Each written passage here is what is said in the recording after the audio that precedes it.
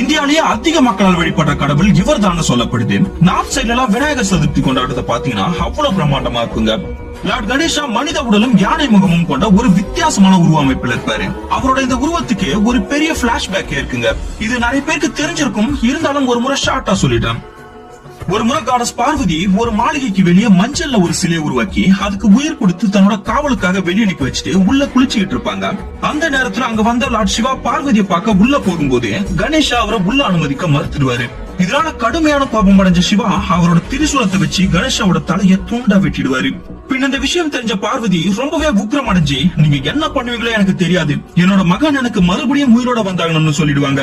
உடனே லார்ட் சிவா சில தேவர்களையும் பூதகணங்களையும் பூலோகத்துக்கு அனுப்பி, பூலோகத்துல யார் வடக்கு திசையில தலை வச்சு படுத்துட்டு இருக்காங்களோ அவங்களோட தலையை வெட்டி கொண்டு வான்னு சொல்ல, தலையை கொண்டு வர போனவங்களோ மனித தலை கிடைக்காம ஒரு யானையோட தலையை வெட்டி கொண்டு வந்துருவாங்க. அதுக்கப்புறம் லார்ட் சிவா அந்த யானையோட தலையை கணேஷோட உடம்புல பொருத்தி அவரோட சக்திகளை பயன்படுத்தி மறுபடியும் உயிர் கொடுப்பாரு. அந்த நேரத்துல மனித உடலோடும் யானை முகத்தோடும் அபரிவிதமான சக்திகளோட உயிர் தெரிந்தவர் தான் லார்ட் கணேஷா. இவர்கிட்ட ரொம்பவே பவர்ஃபுல்லான நிறைய வெப்பன்ஸ் இருக்கு. அதுல பரசு அப்படின்ற ஒரு சக்தி வாய்ந்த ஆக்ஸ் தான் இவரோட மெயின் வெப்பனா வச்சிருக்காரு. அண்ட் மூஷிகர்னு சொல்லப்படுற எலி தான் இவரோட வாகனமா இருக்கு.